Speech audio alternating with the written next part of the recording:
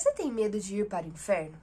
Já leu a Bíblia muitas vezes. Vai à igreja quase todos os dias. Acorda às 3 horas da manhã para falar com Deus. Se esforça para ficar horas e horas e horas orando para que finalmente você possa merecer a sua salvação e então viver a eternidade com o Senhor, mas mesmo assim, parece que isso nunca vai acontecer, parece que nunca é o bastante, e você então fica se perguntando: como que eu vou fazer para conseguir viver a eternidade com Deus? O que eu posso fazer para não ir para o inferno? Meu nome é Giovana Galego e aqui eu tenho uma missão: ler a Bíblia com você, de capa a capa, de Gênesis a Apocalipse, encontrando Jesus Cristo em cada página. Seja bem-vindo ao livro de Gênesis. No vídeo de hoje, nós vamos ler juntos o capítulo 12 do livro de Gênesis. Nós vamos ler a partir do versículo 6 até o versículo 9. Então, abre aí a sua Bíblia e vamos para a leitura. Abrão atravessou a terra até o lugar do carvalho de Moré, em Siquém. Naquela época, os cananeus habitavam essa terra. O Senhor apareceu a Abrão e disse: à sua descendência darei esta terra. Abrão construiu ali um altar dedicado ao Senhor, que lhe havia aparecido. Dali, prosseguiu em direção às colinas a leste de Betel, onde armou acampamento, tendo Betel a oeste e Ai a leste. Construiu ali um altar dedicado ao Senhor e invocou o nome do Senhor. Depois, Abrão partiu e prosseguiu em direção ao Negueb. Antes de qualquer coisa, eu preciso te contar o que aconteceu para que nós merecêssemos o inferno. Deus nos criou para que nós vivêssemos em intimidade com Ele. A Bíblia conta que Adão e Eva conversavam com Deus. Deus caminhava com eles todo fim de tarde, no jardim, um lugar especial, um lugar construído, plantado pelas próprias mãos do Senhor, para que ali o homem e a mulher pudessem habitar. Um lugar onde o céu se encontrava com a terra e Deus, o Criador, se relacionava com a sua criatura. Porque Deus nos fez para esse propósito, para que vivêssemos com Ele em intimidade, recebendo o seu amor e o amando-o em resposta. Contudo, o homem e a mulher foram seduzidos por um discurso de orgulho, arrogância e vaidade. Uma serpente, o inimigo, convenceu a mulher de que se eles desobedecessem à ordem dada por esse Criador tão amoroso, que havia criado eles para se relacionarem com Ele em um lugar tão bom e tão perfeito, com tudo o que eles precisavam.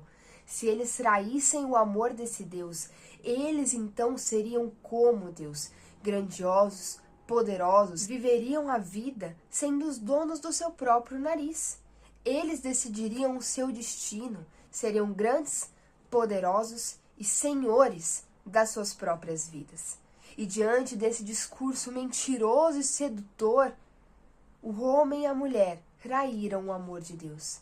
E no momento em que eles escolheram por uma vida distante do Senhor, escolheram ser o próprio Deus, eles passaram a ter uma natureza inclinada ao mal, uma mente reprovada, uma condição interna que faz com que eles reprovem tudo o que é bom, tudo o que provém de Deus, que faz com que eles se coloquem em oposição a tudo aquilo que Deus aprova. E essa é a nossa condição sem Deus. Sabendo Deus que nós não conseguiríamos retornar ao coração dele, sabendo que nós não conseguiríamos nos purificar por conta própria, para que pudéssemos estar na sua presença novamente, que é pura e, portanto, não pode estar em meio a trevas.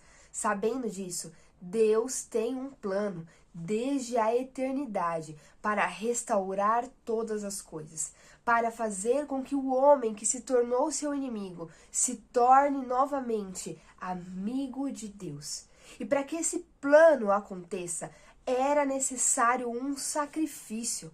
Alguém precisava dar a vida em prol desses pecadores, porque o salário do pecado é a morte. Mas para que alguém pudesse sanar essa dívida, e não só sanar essa dívida, mas estender a nós o presente da vida, essa pessoa precisava ser santa, ou seja, não estar em dívida, obviamente, e precisava ser o autor da vida, o dono da vida, porque só assim ela teria o direito de conceder vida aos outros que estão mortos.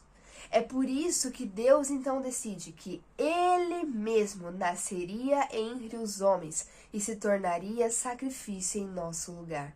Ele começa então a conduzir a história da humanidade de forma a manter em cada geração homens que sinceramente desejavam amar ao Senhor.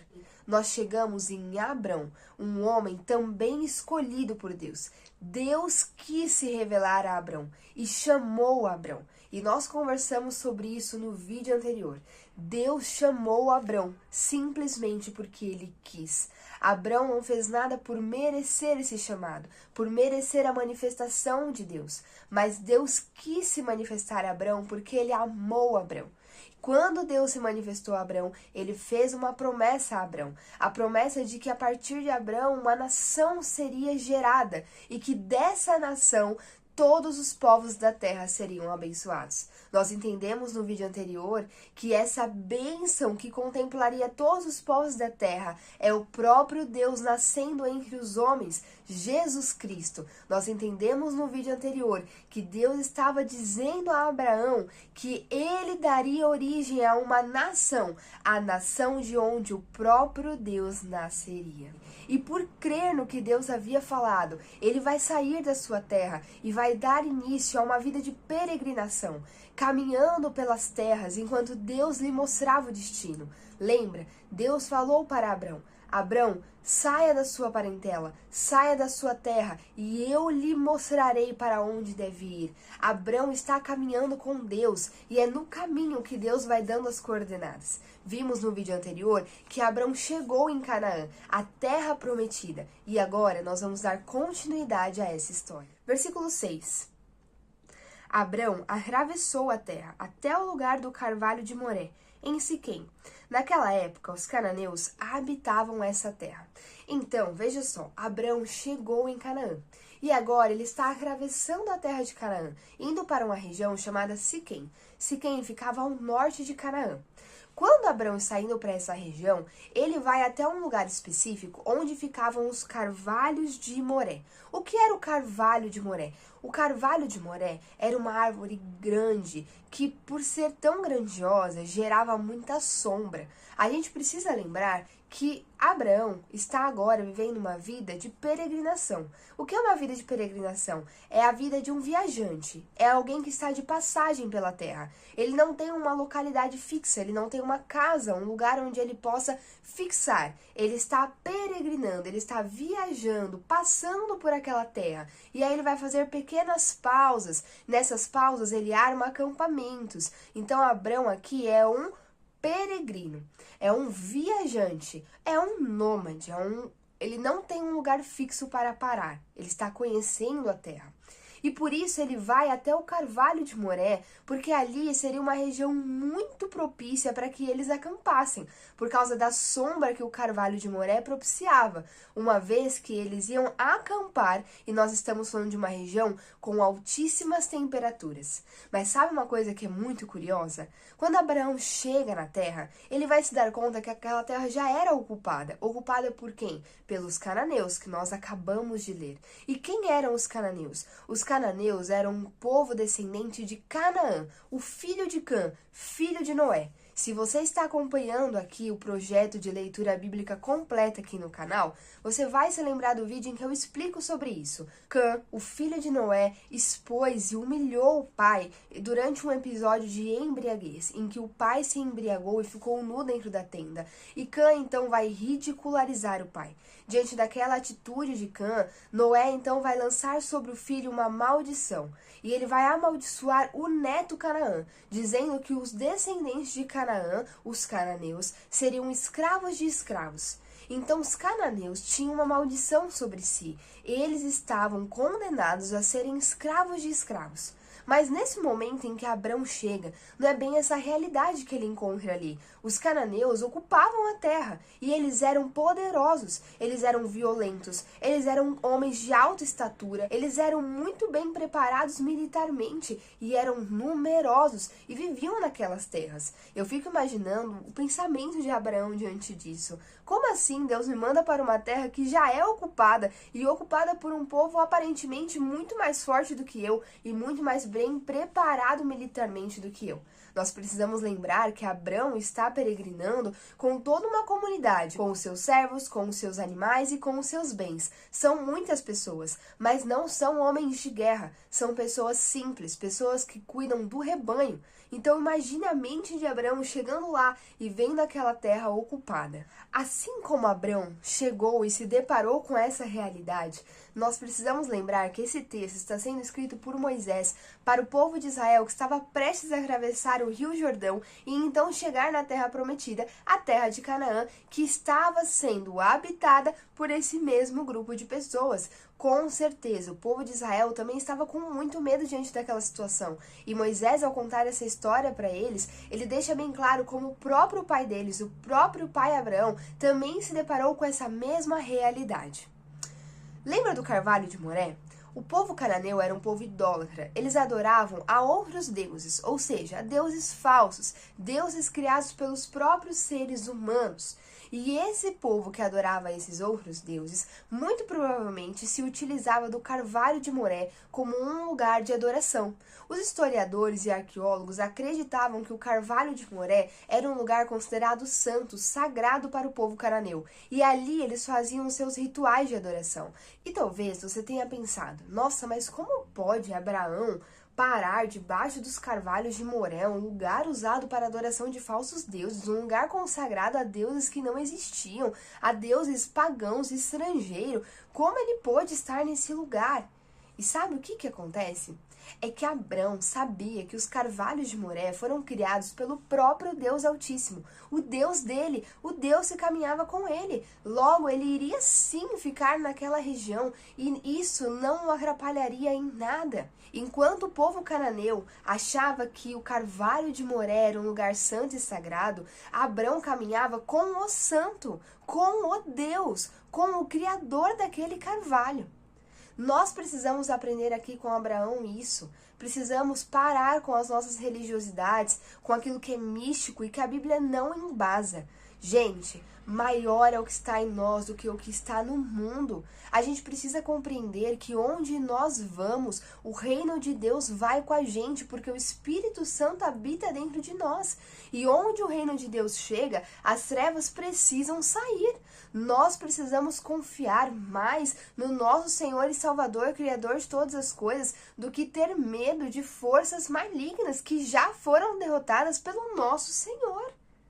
A gente precisa tomar cuidado com isso, porque hoje tem surgido aí alguns ensinamentos que são falsos, que têm tornado o povo de Deus um povo religioso, um povo místico. E qual é o maior problema disso? Tem feito com que a gente comece a viver uma vida de segregação. A gente começa a se separar das pessoas. Nós começamos a nos tornar como os fariseus, como os religiosos da época de Jesus, que não podiam sentar à mesa para comer com aqueles que não eram judeus, que não podiam tocar naquele que não tinha a mesma religião que eles. Gente, Jesus rompeu com tudo isso. Nós precisamos acreditar que maior é o que está em nós, porque nós fomos chamados para ser sal e luz nessa terra. Mas como iluminar, como salgar se nós ficarmos escondidos dentro das nossas bolhas religiosas? Precisamos compreender isso. Nós não tememos as trevas porque nós somos da luz. Versículo 7. O Senhor apareceu a Abrão e disse: à sua descendência darei esta terra. Abrão construiu ali um altar dedicado ao Senhor que lhe havia aparecido.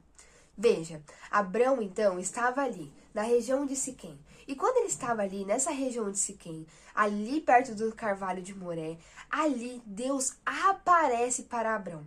Afirmou algo, ele disse, a sua descendência darei esta terra. Lembra que Abrão está peregrinando, enquanto Deus está lhe mostrando o caminho. Abrão então chega na terra de Canaã e vai para o Carvalho de Moré, porque ali seria um bom lugar para acampar. Quando ele chega no Carvalho de Moré, Deus aparece e diz, Abrão, a sua descendência darei essa terra. Sabe o que Deus está fazendo? Está mostrando para Abrão qual é a terra que a sua descendência iria herdar. Abrão, é essa terra que eu vou dar para a sua descendência.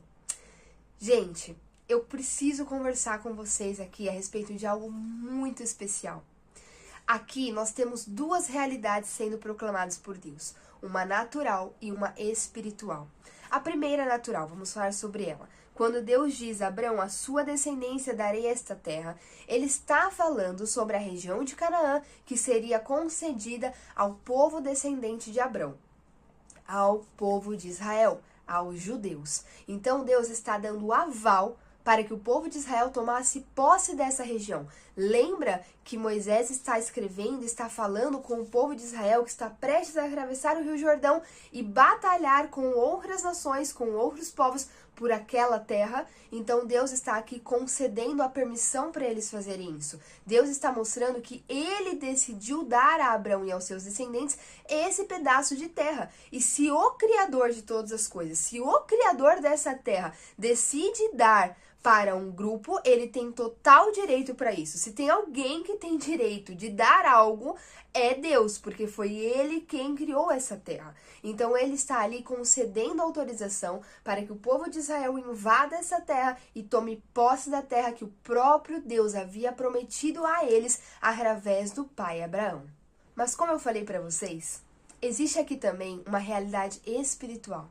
Existe aqui também uma promessa muito mais profunda e eterna dentro dessa afirmação de Deus. Lá em Gálatas, capítulo 3, versículo 16, Paulo vai dizer que quando Deus diz a Abraão a sua descendência, ele está se referindo ao próprio Messias. Ele está se referindo a Jesus Cristo, ao descendente da mulher. No texto original, no hebraico, esse a sua descendência é, na verdade, semente.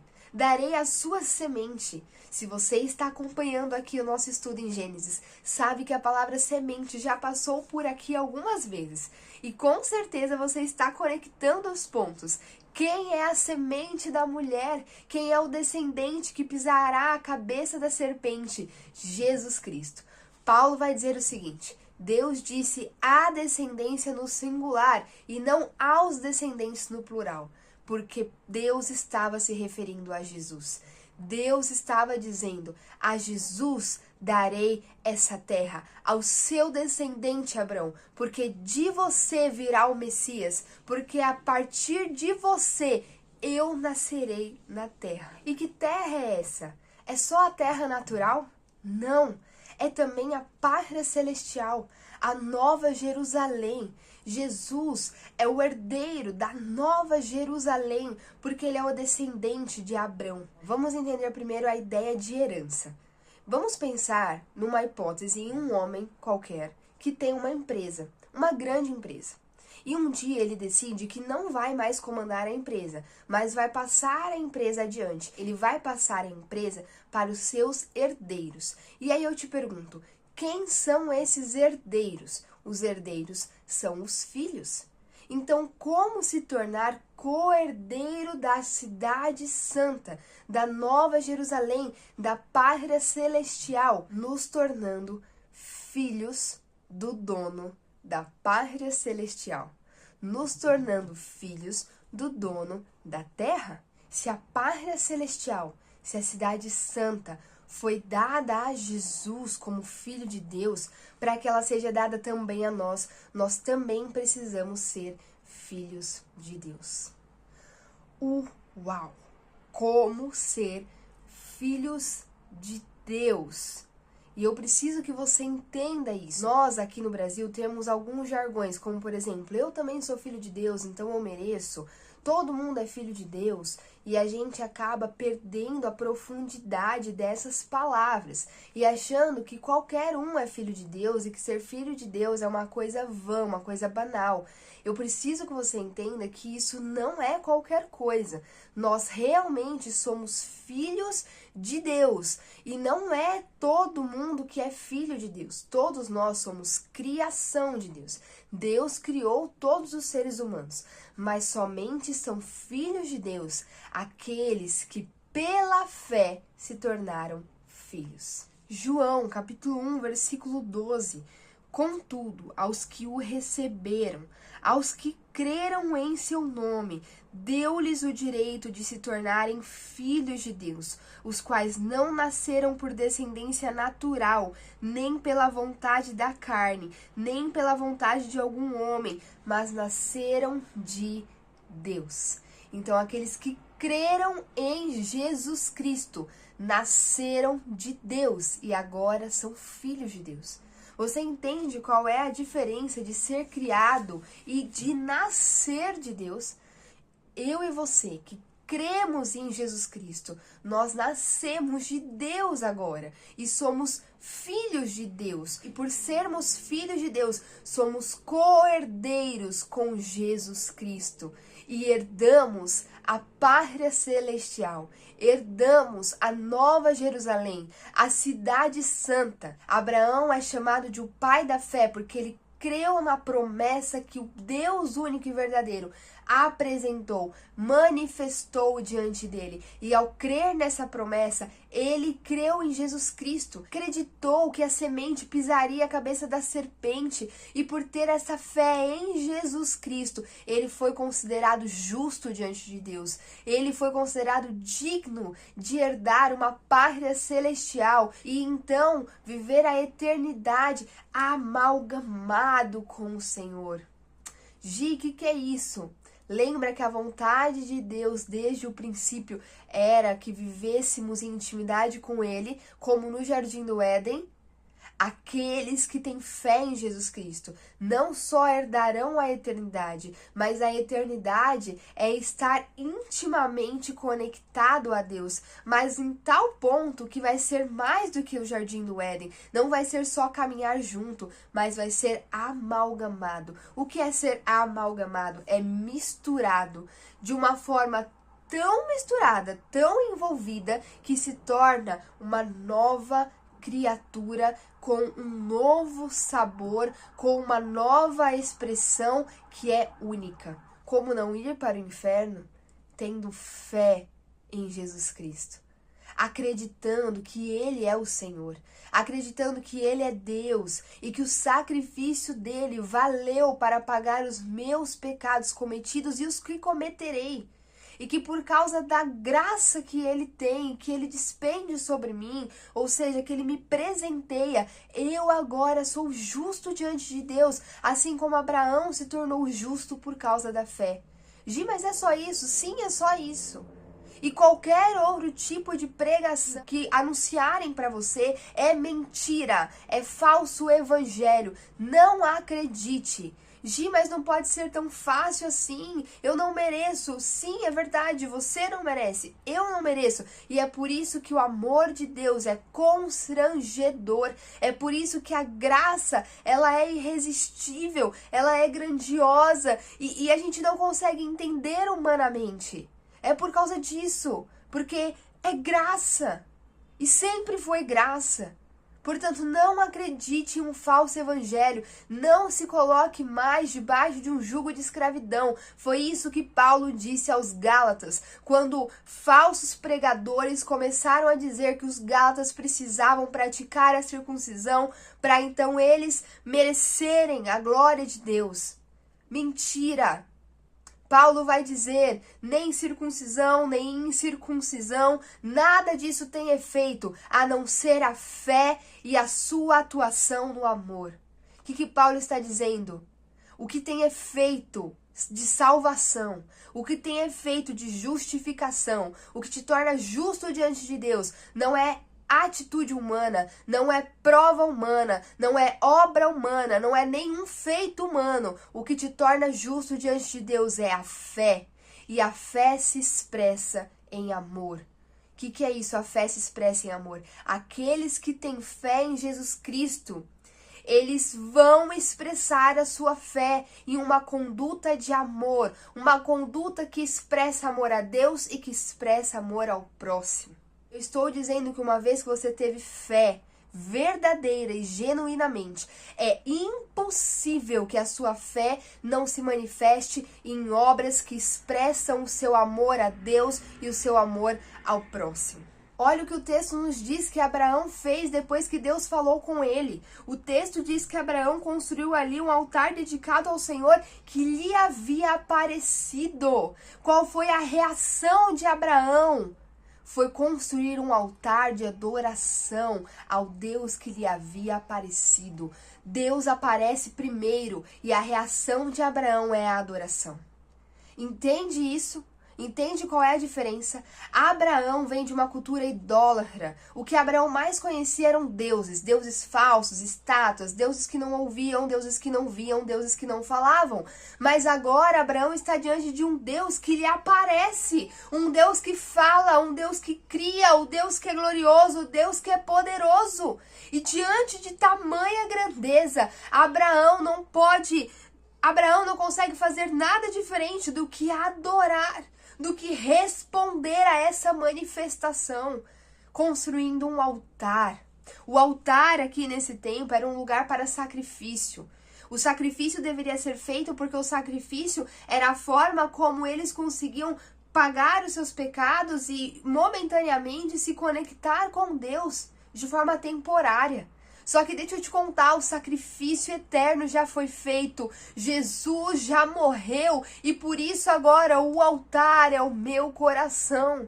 O altar é a minha vida, é por isso que eu entrego a minha vida em adoração. E a minha vida sendo entregue em adoração é uma resposta da manifestação desse Deus glorioso. O que eu tô querendo dizer para você? Quando seus olhos se abriram, quando você viu a luz, quando você entendeu quem é Jesus e creu, você foi computado como um justo diante de Deus. E uma vez que isso acontece, não tem como você ficar indiferente em relação a isso. O seu coração se torna um altar. E agora você vai adorar ao seu Senhor. Só que a diferença é que você agora faz isso porque você é salvo e não para ser salvo. Versículo 8. Dali prosseguiu em direção às colinas a leste de Betel, onde armou acampamento. Tendo Betel a oeste e Ai a leste, construiu ali um altar dedicado ao Senhor e invocou o nome do Senhor. Depois Abrão partiu e prosseguiu em direção ao Negueb. Abraão vai dar continuidade à sua peregrinação e ele vai armar o acampamento mais uma vez. E aqui nós vamos ver por uma segunda vez Abraão fazendo um culto ao Senhor, numa nova região. Isso é muito interessante. Por onde Abraão passa, ele vai construindo altares. Sabe o que Abraão está falando? Abraão está dizendo que Deus é o Senhor da vida dele. Onde o acampamento dele está, ali existe um rei, ali existe um Senhor, e não é Abraão, é Deus. Nós devemos caminhar dessa forma. Por onde nós passamos, Deus é o nosso Senhor, em todas as áreas da nossa vida. Então tudo é adoração. Em todo lugar eu construo um altar.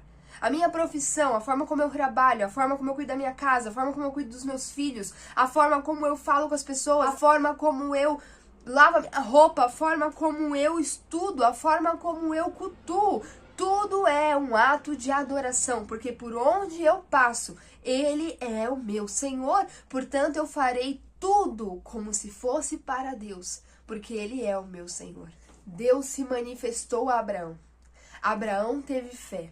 E agora essa fé, ela está sendo expressa em amor a Deus. E aí nós vimos que Abraão prestou um primeiro culto ali a Deus, mas agora ele está fazendo um segundo. E sabe o que eu acho interessante? É que nesse segundo momento em que Abraão constrói um altar e invoca o nome do Senhor, nós não temos uma nova manifestação de Deus. Nós não temos Deus falando com Abraão novamente para que então ele reaja em adoração. Abraão agora é vivo espiritualmente. Abraão agora caminha com Deus. Deus é amigo dele. Abraão não vai ficar esperando Deus falar de novo, Deus se manifestar de novo para ele construir um altar, para ele cultuar, para ele invocar o nome do Senhor. Abraão conheceu a presença de Deus, portanto, agora ele deseja a presença de Deus. E ele vai invocar o nome do Senhor, porque agora ele sabe do que de fato ele precisa. Gil, o que você está querendo dizer? Eu estou querendo dizer que uma vez que você teve um encontro com Deus, uma vez que seus olhos se abriram, uma vez que você creu, 2 tipos de mudanças vão acontecer dentro de você. Vão acontecer na sua vida. Uma é que você agora é um adorador. Você agora vive para adorar a Deus. E você não depende das circunstâncias para isso. Então você não vai ficar esperando sentir, você não vai ficar esperando ter emoções, você não vai esperar, você vai adorar, porque essa é a sua nova natureza, essa agora é a sua essência. Às vezes Deus vai sim tocar as suas emoções, e Ele faz isso. Às vezes a presença de Deus ela é praticamente tangível quando você está nesse momento com Ele, e é maravilhoso. Mas às vezes Deus deseja que não seja assim. Às vezes você vai ler a palavra e vai ser racional. As suas emoções não vão ser tocadas. Não vai ser tangível. E é aí que a sua fé precisa atuar. É aí que a fé precisa amadurecer. Porque aquele que tem fé, aquele que crê em Jesus, ele crê com emoção sem emoção. Ele crê quando ele quer e quando ele não quer. Ele se alimenta da palavra quando ele quer e quando ele não quer. Porque ele sabe, porque ele tem fé, porque ele sabe que há uma verdade. E a verdade é que dentro dele habita o Espírito Santo de Deus. E que por causa disso o Espírito dele é vivo. E uma vez que o Espírito é vivo, precisa de alimento. E o alimento do Espírito é a palavra de Deus. A segunda coisa que vai acontecer é que você vai começar a ter uma vida de peregrino. Você vai compreender que é um peregrino nessa terra. Não só compreender, mas vai viver como peregrino. Lembra, o peregrino é um viajante, é alguém que está de passagem. Nós que somos filhos de Deus, nós que temos fé em Jesus Cristo, nós estamos de passagem. Nós somos viajantes, nós somos peregrinos nessa terra. Abraão acampava nos lugares. E sabe o que Hebreus vai dizer? Que eu acho incrível, Hebreus 11 vai nos contar que Abraão acampava porque ele almejava uma pátria celestial. Porque ele tinha plena consciência de que ele era um peregrino. Ele caminhava com Deus almejando a pátria celestial. Almejando a cidade santa. Almejando algo muito além do que essa terra aqui. Nós precisamos viver como quem almeja algo muito além do que está aqui. E quem almeja algo muito além não se prende a isso aqui. A nossa vida precisa ser desprendida dessa terra. Não é sermos retirados do mundo, mas é termos uma mentalidade de quem teve relações cortadas com o mundo. Então, o que está aqui no mundo já não nos interessa tanto. Já não é algo que deve nos prender, muito pelo contrário, caminhamos como quem mira na eternidade. Então, essas mudanças que vão acontecer dentro de nós são consequências e não condições. Isso precisa ficar muito claro. É uma bênção que você leia a Bíblia. Você deve ler a palavra. É uma bênção que você ore, você deve orar. Mas a Bíblia vai dizer que tanto o querer quanto o realizar vem de Deus. Ele é quem faz o primeiro movimento. Então, se você quer ler a Bíblia, se você quer orar, se você tem feito isso, às vezes sem querer, né? No sentido de, às vezes você não está disposto, a sua carne está com preguiça, a sua carne não está muito afim, mas o seu espírito te impulsiona a fazer e você vai e faz, mesmo sem estar com muita vontade, é porque próprio Deus está te conduzindo a isso. É porque o próprio Deus está fazendo você querer no Espírito e está fazendo você realizar essa obra. Então fique feliz. Porque se você vai à igreja, se você cultua, se você lê a palavra, se você ora, é porque o próprio Espírito Santo habita em você e te impulsiona a fazer isso. Mas hoje você pode se livrar desse fardo da religião. Esse fardo pesado de que se você não leu a Bíblia hoje por alguma razão, o dia foi caótico, o bebê ficou doente, alguma coisa aconteceu e você não conseguiu ler a quantidade de capítulos que você tem que ler todos os dias, calma! Você não perdeu a sua salvação por causa disso. Deus não vai te aterrorizar nos seus sonhos, Ele não vai vir puxar o seu pé. Nós não servimos a esse Deus. Se hoje você não conseguiu orar 1, 2, 3 horas, calma, não é isso que compra a sua salvação. Descanse no Senhor. Do mesmo jeito que isso vale para você, isso vale para quem está ao seu redor. Às vezes, nós nos entristecemos muito porque aqueles que nós tanto amamos ainda não tiveram os olhos abertos, ainda não tiveram um encontro com o Senhor. E nós, então, começamos a fazer pressão nessas pessoas, de que eles precisam ir à igreja, de que eles precisam orar, de que eles precisam ler a Bíblia, e a gente começa a querer ser Deus na vida deles, provocando a própria justificação deles, e isso é muito absurdo, gente. E não funciona. Não só é absurdo, como não funciona. Então, pare de fazer essa pressão nessa pessoa, porque isso está destruindo ela e está destruindo você. Isso está passando para ela a imagem de um Deus carrasco, de um Deus que exige de nós algo que nós não podemos oferecer para então nos entregar a salvação. Só que isso não é verdade. Apresente para essa pessoa o verdadeiro Deus. Como?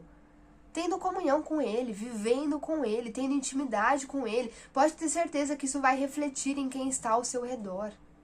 E o que você pode fazer por essa pessoa é influenciar com a sua vida e orar para que o Espírito Santo de Deus seja derramado sobre essa pessoa, para que o vento do Senhor seja soprado sobre a vida dessa pessoa, de forma que os olhos dela se abram. É clamar para que o Senhor gere no coração dela um querer, e então realize nela um abrir de olhos.